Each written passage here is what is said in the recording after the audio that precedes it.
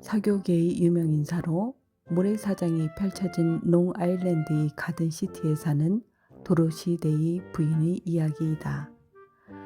저는 최근에 제 친구 몇몇과 오찬을 함께 했습니다. 매우 중요한 모임이었던 터라 저는 모든 것이 매끄럽게 진행되도록 많은 신경을 썼습니다. 그 레스토랑의 수석 웨이터였던 에밀은 그런 일에 유능해서 항상 저를 도와주었는데 그날만큼은 저를 실망시켰습니다. 에밀은 자신 대신 다른 웨이터 한 명만을 달랑 보내 제 시중을 들게 했고 결국 오차 모임은 대실패였습니다. 그 웨이터는 1등급 서비스가 뭔지 전혀 모르는 사람이었습니다. 그는 가장 먼저 챙겨야 할 주빈을 걸핏하면 마지막으로 챙겼고 아주 큰 접시에 약간의 샐러리만을 가져오기도 했습니다. 가져온 고기는 질겼고 감자는 느끼했습니다. 정말 최악이었죠. 화가 머리끝까지 치민 저는 그 끔찍한 순간에도 미소를 잃지 않기 위해 안간힘을 썼지만 속으로는 계속 에밀이 올 때까지만 참자. 이 모든 사실을 꼭 따지고야 말겠어. 라고 생각했습니다. 이 일이 벌어진 건 수요일이었는데 저는 그 다음날 밤에 인간관계론 강의를 들었습니다. 강좌를 듣고 나서 저는 에밀을 질책하려던 것이 얼마나 부질없는 것인지 깨달았습니다.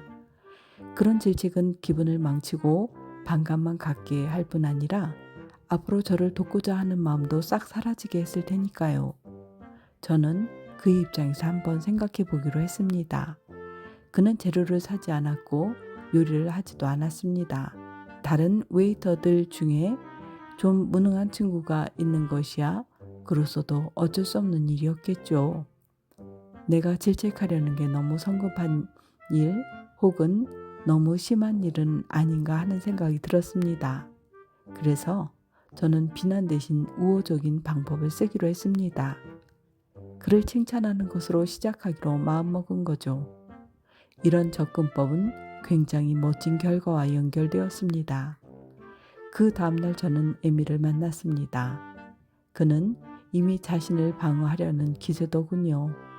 하지만 저는 에밀, 제가 손님을 접대할 때 당신이 저를 도와준다면 정말 큰 힘이 된다는 걸 말하고 싶어요. 당신은 뉴욕 최고의 수석 웨이터잖아요.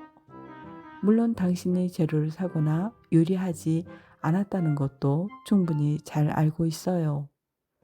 수요일에 있었던 일은 아마 당신도 어쩔 수 없는 상황이었으리라 생각해요. 라고 말했지요. 그러자 에밀은 얼굴에 드리워진 먹구름이 사라지더니 웃으며 이렇게 말했습니다.